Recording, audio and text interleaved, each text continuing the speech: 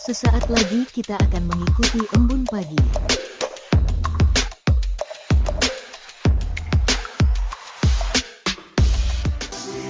Kasihnya setiap hari seperti embun pagi, sejukkan hati. Ucapkan syukur, Tuhan Yesus baik, biar kita tabur perkataan yang baik. Tuhan sediakan kebutuhanku, Dia akan cukupkan semua yang ku perlu. Dia sembuhkan semua sakitku, berikan damai sejahtera yang lampaui akalku. Tuhan buka jalan, pimpin semua langkahku. Dia tiang awan dan tiang apiku. 2 Tawarik 16 ayat 1 sampai 14. Pada tahun ke-36 pemerintahan Asa, majulah Baesa, raja Israel, hendak berperang melawan Yehuda. Ia memperkuat Rama dengan maksud mencegah lalu lintas kepada Asa, raja Yehuda. Lalu Asa mengeluarkan emas dan perak dari perbendaharaan rumah Tuhan dan dari perbendaharaan rumah raja, dan mengirimnya kepada Ben-Hadad, raja Aram yang diam di Damsyik dengan pesan, "Ada perjanjian antara aku dan engkau, antara ayahku dan ayahmu. Ini kukirim emas dan perak kepadamu. Marilah, batalkanlah perjanjianmu dengan Baesa, raja Israel, supaya ia undur daripadaku." Lalu Ben-Hadad mendengarkan permintaan Raja Asa. Ia menyuruh panglima-panglimanya menyerang kota-kota Israel. Dan mereka memukul kalah Iyon dan Abel Maim dan segala tempat perbekalan kota-kota di Naftali. Segera sesudah Baesa mendengar hal itu, ia berhenti memperkuat Rama. Ia menghentikan usahanya itu. Tetapi Raja Asa mengerahkan segenap orang Yehuda yang harus mengangkat batu dan kayu yang dipergunakan Baesa untuk memperkuat Rama itu. Ia mempergunakannya untuk memperkuat Geba dan Mispa. Pada waktu itu, datanglah Hanani, pelihat itu, kepada Asa, Raja Yehuda. Katanya kepadanya, "Karena engkau bersandar kepada Raja Aram dan tidak bersandar kepada Tuhan Allahmu, oleh karena itu terluputlah tentara Raja Aram dari tanganmu. Bukankah tentara orang Yetopia dan Libya besar jumlahnya? Kereta dan orang berkudanya sangat banyak. Namun Tuhan telah menyerahkan mereka ke dalam tanganmu, karena engkau bersandar kepadanya." Karena mata Tuhan menjelajah seluruh bumi untuk melimpahkan kekuatannya kepada mereka yang bersungguh hati terhadap Dia. Dalam hal ini, engkau telah berlaku bodoh. Oleh sebab itu, mulai sekarang ini, engkau akan mengalami peperangan. Maka sakit hatilah Asa karena perkataan pelihat itu, sehingga ia memasukkannya ke dalam penjara, sebab memang ia sangat marah terhadap dia karena perkara itu. Pada waktu itu, Asa menganiaya juga beberapa orang dari rakyat. Sesungguhnya riwayat Asa dari awal sampai akhir tertulis dalam kitab Raja-Raja Yehuda dan Israel. Pada tahun ke-39 pemerintahannya, Asa menderita sakit pada kakinya, yang kemudian menjadi semakin parah. Namun dalam kesakitannya itu, ia tidak mencari pertolongan Tuhan, tetapi pertolongan tabib-tabib. Kemudian Asa mendapat perhentian bersama-sama nenek moyangnya. Ia mati pada tahun ke-41 pemerintahannya, dan dikuburkan di kuburan yang telah digali baginya di kota Daud. Mereka membaringkannya di atas petiduran yang penuh dengan rempah-rempah dan segala macam rempah-rempah campuran yang dicampur menurut cara pencampuran rempah-rempah, lalu menyalakan api yang sangat besar untuk menghormatinya. Apakah ada seorang di antara kamu yang jika berselisih dengan orang lain, berani mencari keadilan pada orang-orang yang tidak benar dan bukan pada orang-orang kudus? Atau tidak tahukah kamu bahwa orang-orang kudus akan menghakimi dunia? Dan jika penghakiman dunia berada dalam tangan kamu, tidakkah kamu sanggup untuk mengurus perkara-perkara yang tidak berarti? Tidak tahukah kamu bahwa kita akan menghakimi malaikat-malaikat? Jadi, apabila perkara-perkara biasa dalam hidup kita sehari-hari, sekalipun demikian, jika kamu harus mengurus perkara-perkara biasa, kamu menyerahkan urusan itu kepada mereka yang tidak berarti dalam jemaat. Hal ini kukatakan untuk memalukan kamu. Tidak adakah seorang di antara kamu yang berhikmat, yang dapat mengurus perkara-perkara dari saudara-saudaranya? Adakah saudara yang satu mencari keadilan terhadap saudara yang lain, dan justru pada orang-orang yang tidak percaya? Adanya saja perkara di antara kamu yang seorang terhadap yang lain telah merupakan kekalahan bagi kamu. Mengapa kamu tidak lebih suka menderita ketidakadilan? Mengapakah kamu lebih suka dirugikan? Tetapi kami sendiri melakukan ketidakadilan, dan kamu sendiri mendatangkan kerugian, dan hal itu kamu buat terhadap saudara-saudaramu. Atau tidak tahukah kamu bahwa orang-orang yang tidak adil tidak akan mendapat bagian dalam kerajaan Allah? Janganlah sesat, orang cabul, penyembah berhala, orang berzina, banci, orang pemburit, pencuri, orang kikir, pemabuk, pemfitnah, dan penipu tidak akan mendapat bagian dalam kerajaan Allah. Dan beberapa orang di antara kamu demikianlah dahulu, tetapi kamu telah memberi dirimu disucikan, kamu telah dikuduskan, kamu telah dibenarkan dalam nama Tuhan Yesus Kristus dan dalam roh Allah kita.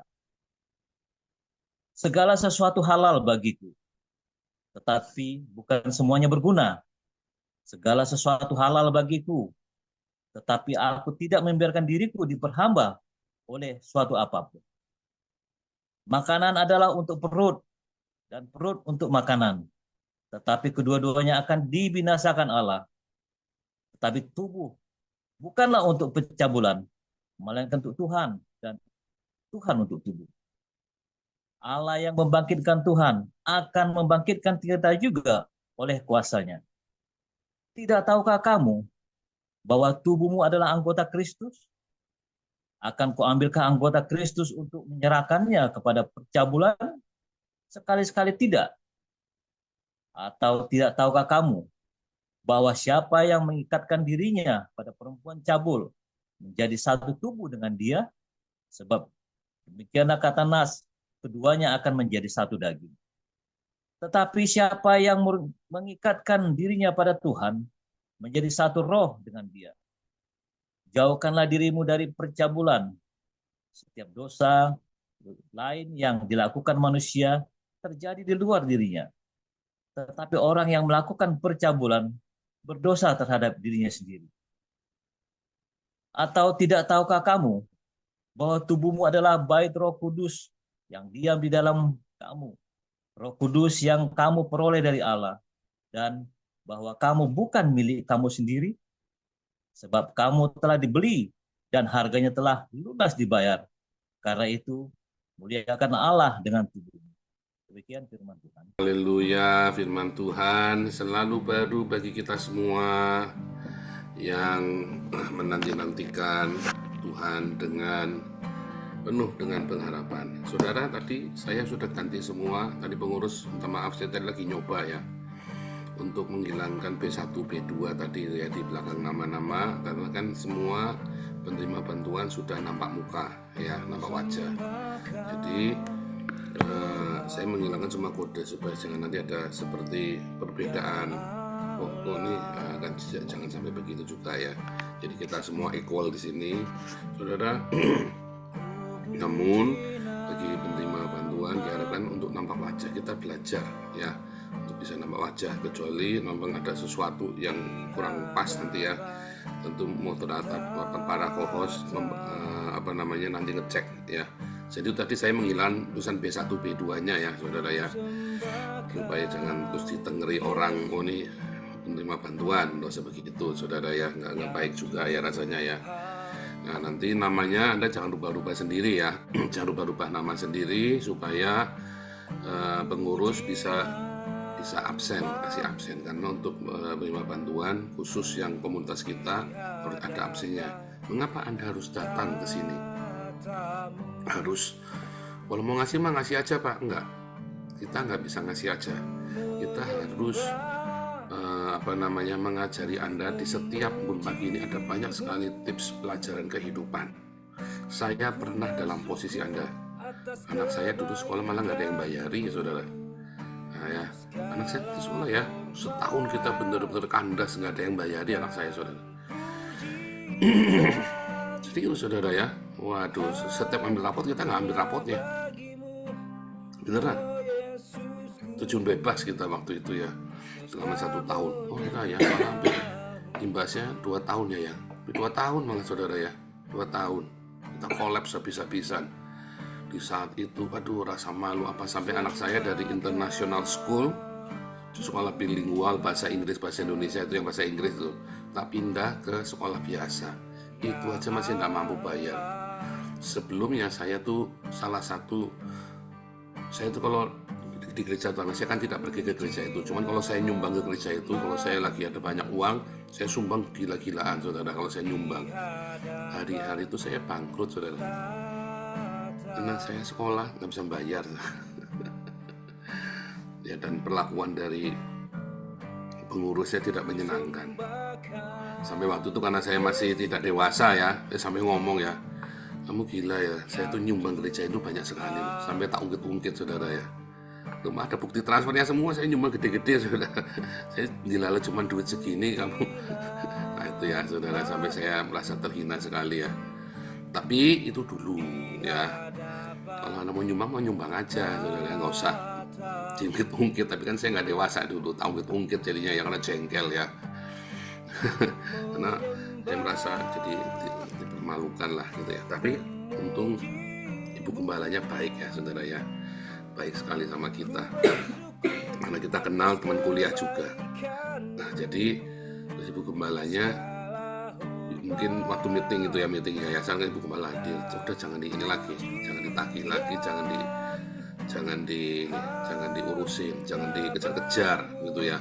Anaknya juga jangan sampai dalam tanda kutip diintimidasi, diteror gitu ya, suruh bayar, kasihan.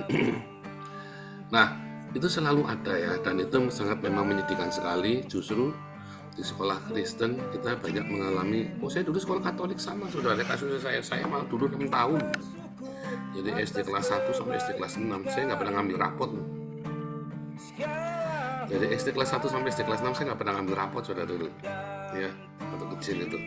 Makanya waktu begitu saya tahu NEM-nya saya 8,5 ya saudara ya, 8 kan saya tinggi ya saudara ya.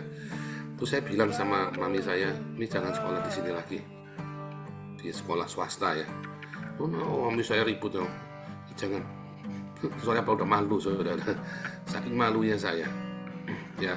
Saben kali ini mesti saya disetrap saudara ya, disetrap Ya disetrap karena nggak bayar sekolah. Kurang ajar ya guru ya. Yang salah orang tuanya, yang disetrap anaknya.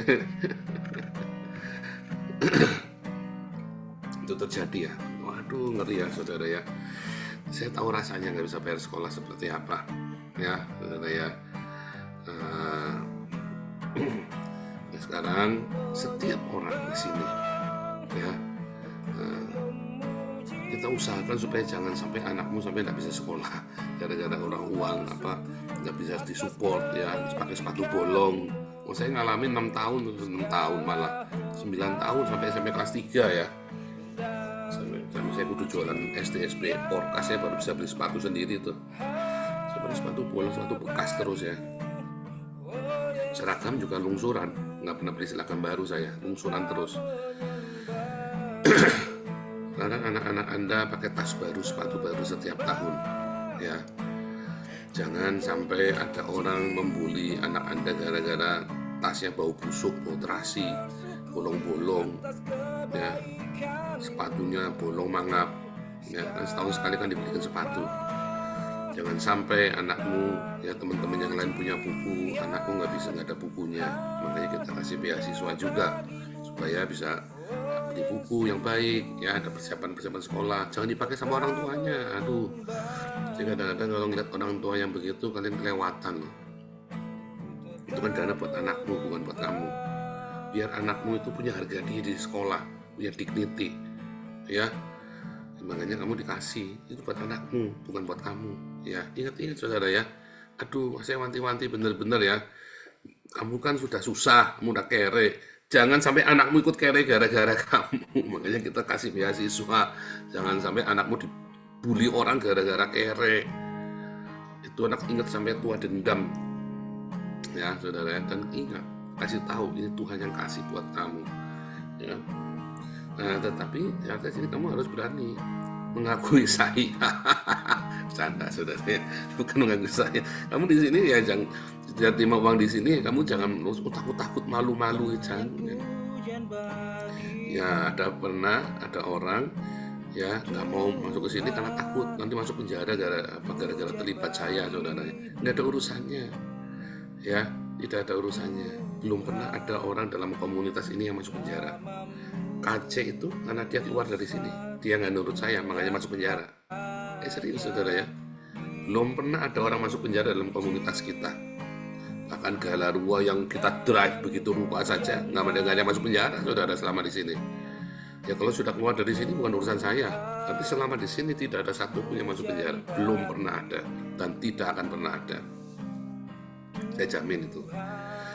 Ya bahkan masuk penjara aja kita rawat kok. Ya KC saja sudah nggak di sini ya. Dulu ikut kelas kita, terus ya bukan apa sombong atau apa dia keluar. Terus ikut sama ya salah pergaulan ya intinya. Saya sudah bilang kamu kesini, malah ikut orang lain ya, ikut orang lain. Ya udah saya biarin aja. Kalau masuk penjara nggak nurut. Coba kalau dia nurut aja si Edwin itu Metatron. Udah enak hidupnya kan, nurut tuh. Lalu keluar surat penangkapan itu Edwin itu. Ya sekarang sudah dari sini Edwin udah bahagia, sekarang tinggal beres-beres semua, malah ketemu sama saudaranya. Saudaranya ternyata pejabat saudara ya. Saudara Edwin di sini ternyata pejabat saudara di Belanda.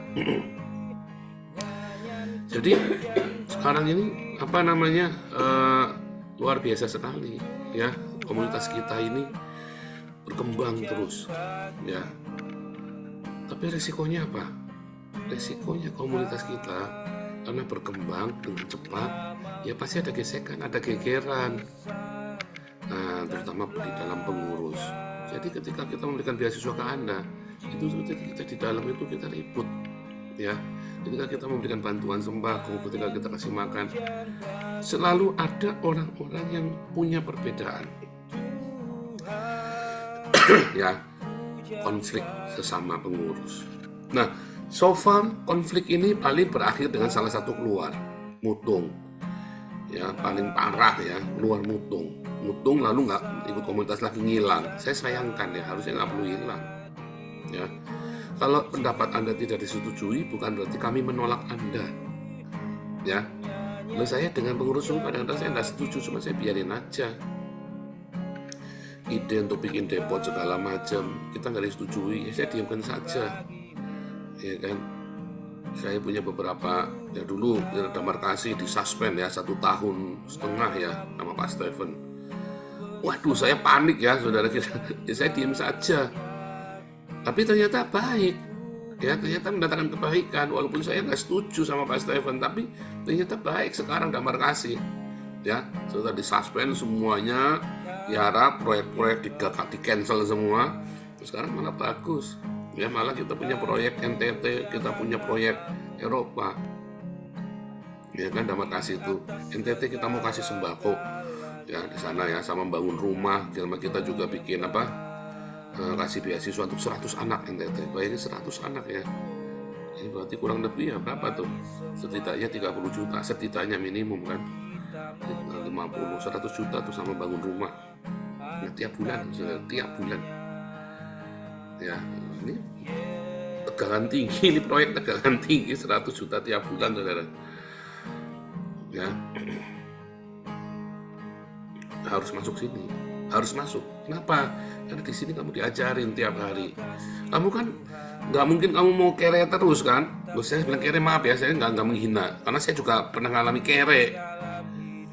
Bagaimana saya bisa lepas dari kere itu, saya sharing di sini semua dan saya tidak malu. Saya sharing saudara, ketika saya diburu debt kolektor, ketika saya sampai harus masuk penjara, ketika saya tertipu, ketika saya marah, semua saya cerita di sini. Ya, pergumulan dan mengapa saya bisa menang. Ya, saya dari keluarga miskin, sama ayah saya, orang tua saya nggak menang saudara. Sampai matinya kere. Saya berdoa sama Tuhan, ya nggak dikabulkan. Nggak dikabulkan, berantem terus sampai matinya berantem ya, kurang 6 bulan mau mati baru rukun mereka. Tuh, saya ngalamin ya, keluarga yang hancur, udah karu-karuan ya.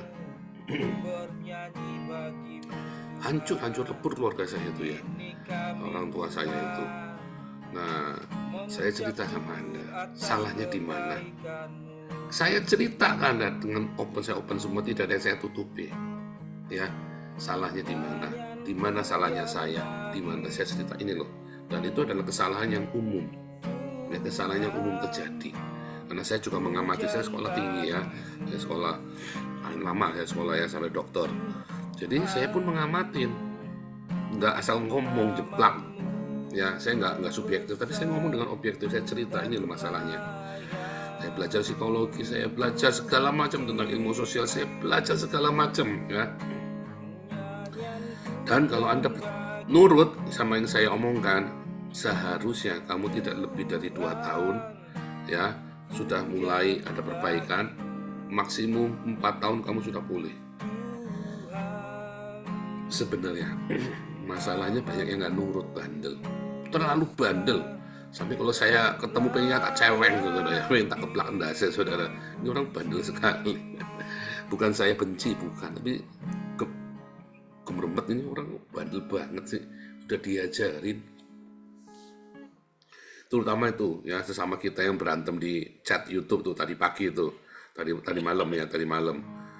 Ini orang udah diajarin tiap hari, kalau ada orang fitnah kamu, ada orang salah ngomong tentang kamu, nggak usah marah, nggak usah bereaksi berlebihan. Ya, masih saja itu ya di chat ya. Jangan ya yang di chat YouTube ya, teman-teman kita ya, para ininya kita, para loyalis kita yang selalu ikutin kita di YouTube. Nggak usah, jangan berantem. Sudah diajarin. Nah, itu contoh ya, udah diajarin aja masih bandel. Makanya kamu di sini tiap hari, saudara. Bahkan mungkin kamu bandelnya minta ampun, bebalnya minta ampun. Terus kita nggak pernah tahu di dalam setiap pagi dengar firman Tuhan, tiap pagi kamu dengar firman Tuhan, tiba-tiba ada satu nyangkol rema. Tiba-tiba satu nyangkol rema. Apa yang terjadi kalau satu nyangkol rema? Kamu mengalami breakthrough. Ya, kamu akan mengalami breakthrough, saudara. Ada satu saja rema, ya, kamu akan mengalami breakthrough.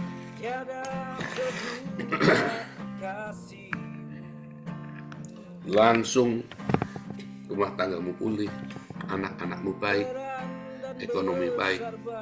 Serius, saudara.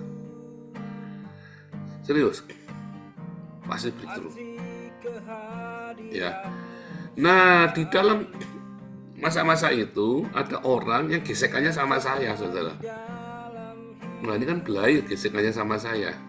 Lalu dia nantang ke saya, gesekan ke saya. Lalu kamu mencari keadilan, kamu mau ngeluarkan semua isi perut kita ke channelnya orang Islam.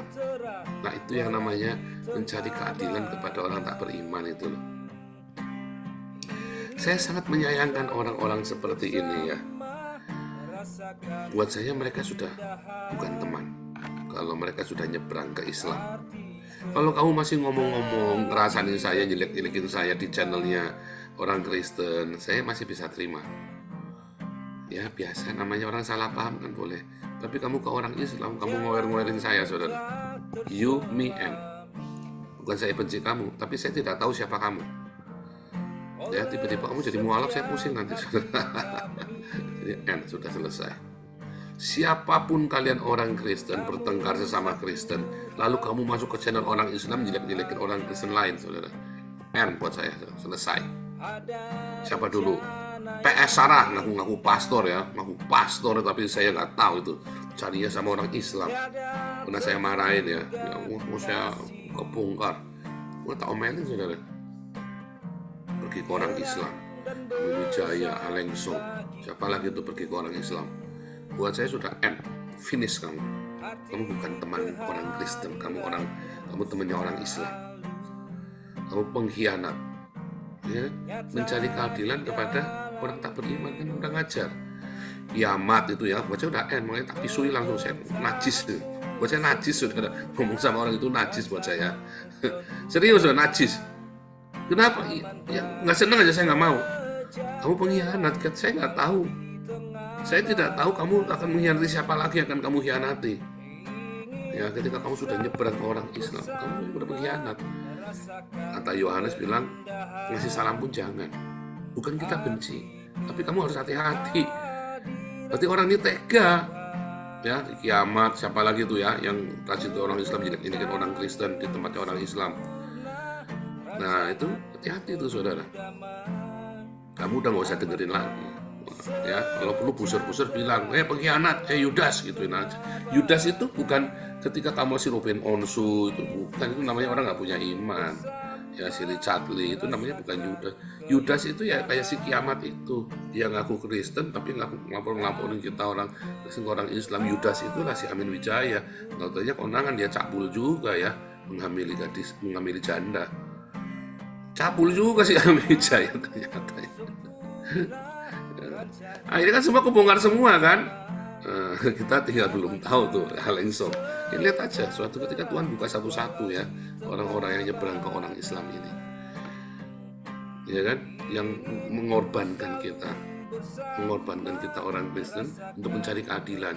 Alasannya karena dia diperlakukan dengan tidak adil oleh orang Kristen, lalu dia pergi ke orang Islam. Buat saya dia adalah pengkhianat. Tidak adakah di antara kita yang bisa menjadi orang yang bijaksana untuk nasihatin? Kamu carinya ke orang Islam, ke musuh. Ya kan? Saudara, kamu dan saya akan menjadi hakim dari para malaikat. Tadi siang Sanggam nanya tadi malam, hakim para malaikat itu ya apa hakim malaikat? Saudara, malaikat itu bukan yang gentayangan, makhluk gentayangan loh, saudara. Ya, kan sudah dibilangin bolak-balik ya. Keledai pun itu malaikat, batu pun itu malaikat, apapun, tiang awan, tiang api itu malaikat, saudara. Badai itu malaikat. Banyak hal. Malaikat itu adalah sesuatu yang diutus oleh Tuhan kepada kita.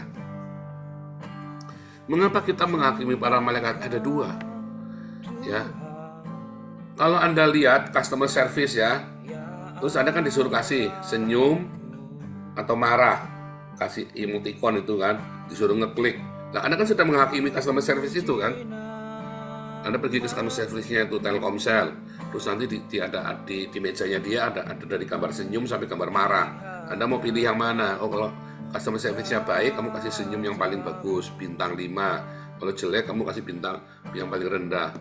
Ojol kan juga sama kan, ojek online kan. Begitu, kamu kasih review bintang 5 atau kasihnya bintangnya 1, ya kan? Sama kan? Nah itulah Kita menghakimi para malaikat itu seperti kita menghakimi para utusan. Ketika kita ini melakukan perbuatan pelayanan kepada sesama kita jemaat ini. Ya, ini kalian semua yang B1, B2 itu tadi ditulisin tadi ya. Terus kalian lihat kita pelayan kita nih. Ini orang kok merendahkan kami ya, itu merendahkan saya. Terus kamu merasa direndahkan, baik salah kamu atau salahnya dia. Kita bukan ngomong siapa salah. Tapi kan ada dalam hati kamu menilai. Itu kamu sedang menghakimi para malaikat itu, saudara. Ya, itu kamu sedang menghakimi para malaikat. Ya, kami diutus untuk melayani Anda. Itu kami para malaikat. Lalu Anda menilai pelayanan kita. Aduh, ternyata ini melayani tanpa pamrih ya. Oh, ternyata ini begini. Tapi ternyata penghakimanmu salah, ya kan? Karena ternyata kamu yang dasar kamu yang sombong. Ada omongan sedikit, kamu ngomongnya nyelekit. Oh, saya pernah dengar lagi meeting terus ada orang yang protes karena salah satu pengurus ngomongnya nyelekit ya, saudara ya. Bisa jadi si pengurus itu yang nggak baik, bisa juga kamu yang terlalu sombong, terlalu angkuh perasaan. Misalnya itu kan. Nah, itu namanya kamu menghakimi para malaikat, menghakimi dengan benar atau menghakimi dengan tidak benar. Ya. Jadi itu contohnya itu penghakiman para malaikat itu salah satunya itu seperti itu. Ya. Kamu menilai sebuah pelayanan orang, kamu menilai, oh ini hamba Tuhan ini baik ya, oh ini hamba Tuhan ini tulus. Oh kelihatannya kamu penghakimannya baik, oh ini baik. Ternyata kamu nggak tahu, oh dia busuk, dia lagi ngali kamu. Ya kan? Nah, itulah penghakiman para malaikat, saudara. Ya, karena kami semuanya adalah para malaikat. Ya. Tetapi juga ada malaikat-malaikat yang jatuh. Ya. Para malaikat yang jatuh. Ya, si siapa itu? Dan Cemumek. Nah, itu kan utusan yang jatuh, malaikat yang jatuh. Kita kan juga melakukan penghakiman. Ya kan? Ya kan, termasuk siapa itu? Richard Lee, ya kan, Gilbert. Kita kan melakukan penghakiman. Kita tidak boleh menghakimi sesama kita, tapi kan di dalam hati kita menghakimi pelayanan dia. Ya kan? Para utusan ini melayani kita dan hati kita kan menilai ini pelayanannya baik apa nggak baik. Ya kan? Dan mereka yang sudah jatuh pun kita menghakimi mereka. Makanya kita diajari untuk berhikmat, minta hikmat dari surga. Kita diajari untuk rendah hati. Ya. Anda tidak ingin menghakimi, tetapi mau tidak mau Anda akan menghakimi. Sekarang pun Anda sudah mulai menghakimi. Tetapi nanti di akhir zaman kita akan menghakimi. Semua orang, semua yang pernah diutus kepada Anda, baik itu batu, keledai, monyet, anjing, bahkan gembel yang didatangi pada Anda, ya kan? Untuk memberkati hidup kita, siapapun, saya, Anda juga menghakimi saya dari zaman. Pelayanan saya bagaimana kepada Anda. Makanya ya jangan cari penghakiman kepada orang tak beriman.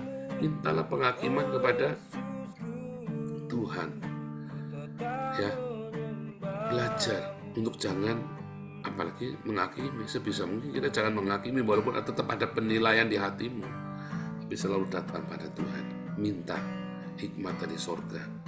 Ya. Sekali lagi, Anda datang kemari. Kenapa kita wajibkan untuk 75% kehadiran? Karena Anda harus dengarkan firman Tuhan tiap hari. Jangan bertengkar, jangan dikit-dikit lapor polisi.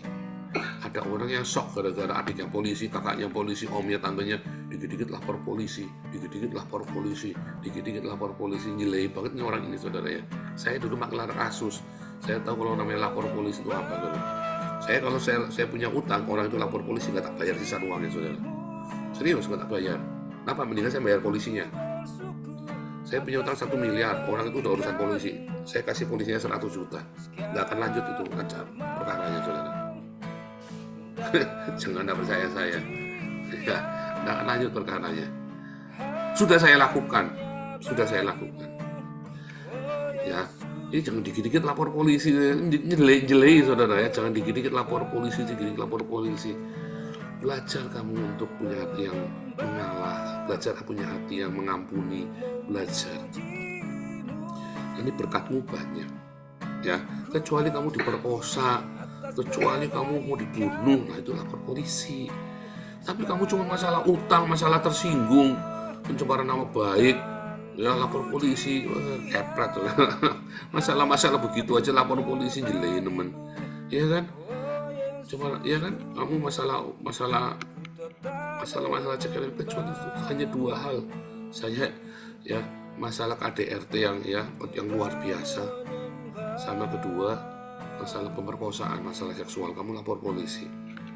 Harus, sebab kalau enggak nanti kamu disalahin juga. Kenapa kamu mau diperkosa nggak lapor polisi? Berarti kan kamu menikmati kan, tambah disalahin masalahnya. Ya, dua hal ini kamu harus lapor polisi. Jangan nggak lapor, malah harus. Ya, KDRT yang berlebihan, ya namanya laki-laki perempuan, kadang-kadang perempuan nggak sabar kan ngeplak suaminya. Kamu jangan lapor gitu aja lapor polisi KDRT. Ya jangan, saudara ya. Kan sekarang banyak perempuan berani ngaplok suaminya ya saudara ya. Terus suaminya lapor polisi karena takut. Ya kan? Ya enggak usah. Atau sebaliknya ya. Tapi kalau berlebihan udah sampai biru-biru sampai kamu masuk rumah sakit, ya lapor polisi. Kalau enggak kamu nanti tambah bahaya, bisa mati. Demikian juga dengan hal seksual, kamu kudu lapor polisi. Sebab kalau enggak dibilang suka sama suka. Ya. Kalau nggak lapor polisi nanti terjadi lagi dan ngomongnya suka sama suka. Kenapa dulu nggak lapor polisi? Ya karena aku nggak mau ribut Pak. Lalu si sana bilang enggak, dulu suka kok, suka sama suka. Kamu kalah. Ya, itu ya. Tapi yang lainnya jangan dikit-dikit lapor polisi, dikit-dikit lapor polisi. Percaya saya. Ya masalah utang, masalah pencemaran nama baik, masalah CKRM ya, masalah saling misu-misu, masalah lapor polisi. Ya. Apalagi kamu pergi ke orang Islam, kalau kamu ceritain saudaramu ke orang Islam, you, me, and Tuhan Yesus memberkati.